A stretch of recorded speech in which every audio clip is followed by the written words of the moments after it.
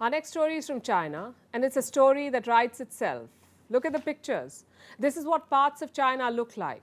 What you see right now is Chongqing in central China. It has seen very heavy rainfall in the last few days. At least 15 people have died. Some others are still missing.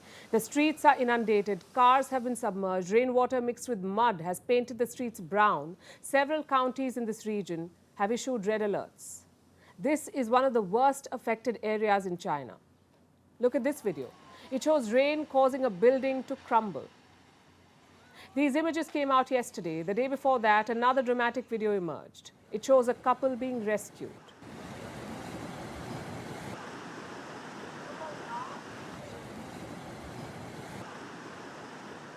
This was from China's Henan province. Rains are battering almost every part of the country. They're causing heavy losses. Some 10,000 people have been rescued from this area, the central Hunan province. Dozens of buildings have collapsed. Initial estimates peg the damage at $80 million, 80 million, and the worst may be yet to come. In the Sichuan province, more than 85,000 people have been displaced. President Xi Jinping has called on local authorities to step up to make stronger efforts to protect lives and property from severe flooding. The Chinese government has also announced emergency funds, some $44 million for disaster relief. But that may not be enough, because the crisis spans large parts of the country. And it's not just the heavy rains. While most of China is inundated, some areas in the north are facing extreme heat. And some places like Shanghai are suffering both rain and heat. Authorities have issued an orange heat alert for Shanghai. The temperature could go up to 37 degrees, which may not sound too extreme for us here in India, but for the Chinese it is a lot. They've already seen 4 regional heat waves this summer, also recorded the highest ever number of hot days over 6 months. And hot days are when temperatures cross 35 degrees Celsius. And Beijing is among the worst hit. Chinese Met authorities have issued a warning. They say the country can expect multiple natural disasters in July. Those were the words they used, multiple natural disasters. This includes floods, typhoons, and high temperatures.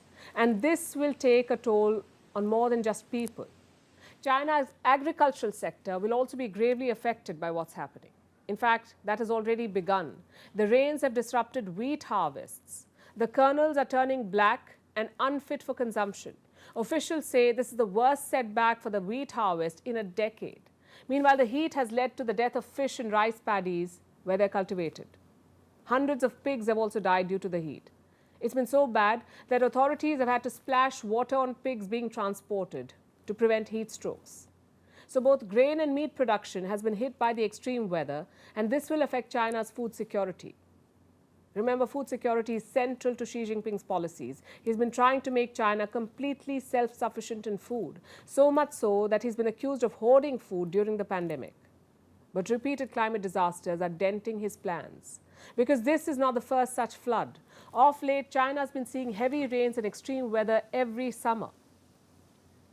You may remember this from 2021. More than 300 people died in floods in just the central province of Henan.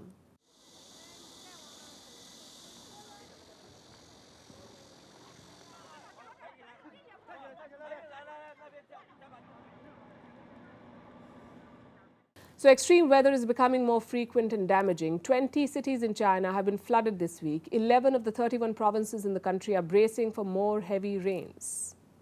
Experts say there's more disruption and destruction in store.